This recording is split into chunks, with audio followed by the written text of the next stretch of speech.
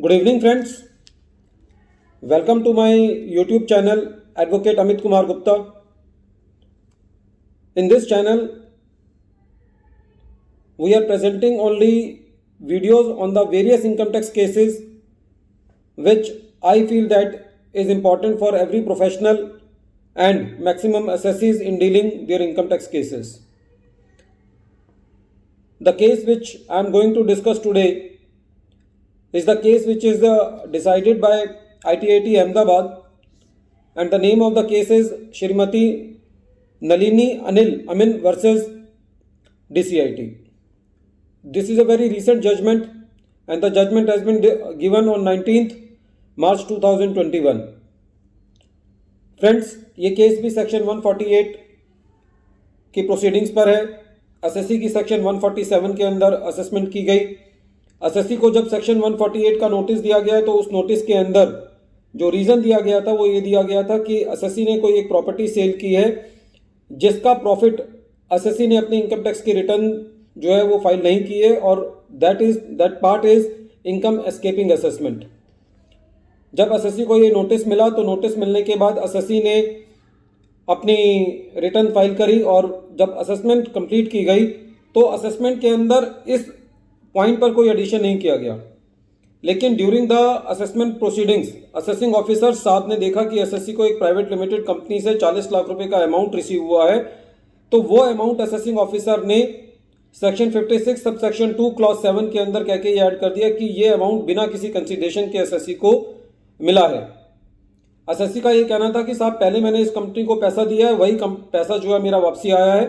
लेकिन आईटीओ साहब ने एसएससी की बात नहीं मानी और इस 40 लाख रुपए का addition section 56 sub section 2 clause 7 के अंदर कर दिया। लेकिन जिस पॉइंट पर एसएससी का केस रीओपन किया गया था उस केस पर एसएससी का एडिशन नहीं किया। एसएससी जो है वो सीआईटी अपील के पास गया, सीआईटी अपील ने भी एसएससी की बात नहीं मानी और एडिशन को बरकरार रखा। जब एसएससी आईटीएटी के अंदर गया तो एसएससी ने अपने ग्राउंड्स ऑफ अपील दिए सेक्शन 56 सब सेक्शन 2 क्लॉज 7 के अंदर एडिशन ना करने के। लेकिन कुछ टाइम बाद एसएससी ने आईटीएटी के अंदर एक एडिशनल ग्राउंड ये भी दिया। एसएससी को पता चला कि जिस मुद्दे पर असेसमेंट रीओपन की जाती है, यदि उस मुद्दे पर असेसमेंट ना की जाए तो किसी और सेकंड पॉइंट पर एडिशन नहीं हो सकती। ये बात एसएससी को बाद में पता चला, तो एसएससी ने इसको भी अपना एडिशनल ग्राउंड बनाया। पहली बात तो ये कि एक सुप्रीम कोर्ट का जजमेंट है जो कि ये कहता है कि आप किसी भी पॉइंट पे जाकर के आप यदि कोई लॉ का पॉइंट है तो उसको अपना एडिशनल ग्राउंड बना सकते हैं। सुप्रीम कोर्ट का जजमेंट है NTPC limited which was reported in 229 ITR at page number 383। ये कहता है कि आपने यदि कोई ग्राउंड ऑफ अपील नहीं भी लिया है, लेकिन यदि आपको किसी भी लेवल पर यदि ये लगता है कि कोई एक आपको ऐसा ग्राउंड है जो कि जिसका बेसिस लॉ है, फैक्ट नहीं है, तो आप उसको किसी भी लेवल पे जो है वो रेस कर सकते हैं।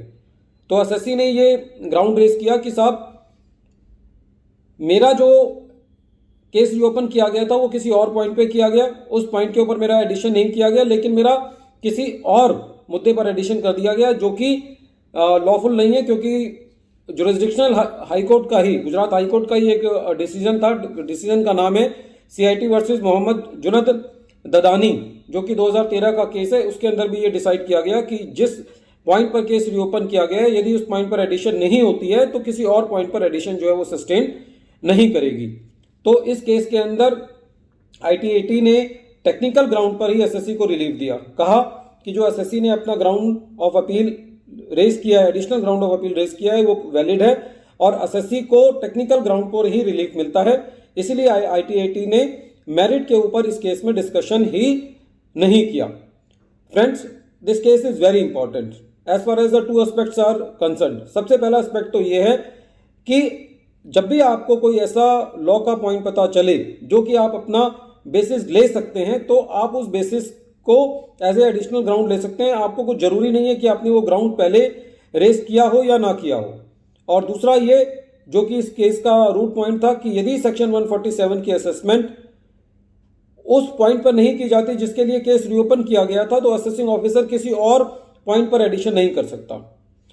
फ्रेंड्स, इस केस के अंदर मेरा एक इनपुट ये है कि जैसे इस केस के अंदर एसएससी का एडिशन जो है वो 40 लाख रुपए का अमाउंट के लिए किया गया था सेक्शन 56 सब सेक्शन 2 क्लॉज 7 के अंदर, और टेक्निकल ग्राउंड पर ये केस जो है वो एसएससी को उसका रिलीफ मिल गया।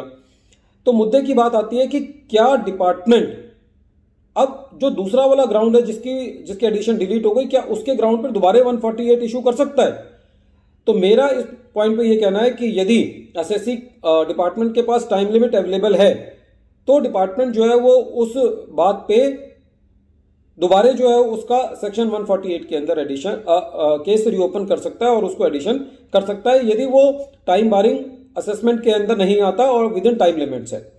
फ्रेंड्स, एक बार फिर मैं केस का नाम रिपीट कर रहा हूँ। केस का नाम है श्रीमती नलिनी अनिल अमीन versus DCIT, and this case has been decided by Ahmedabad ITAT, and the matter has been reported in on 19th March 2021.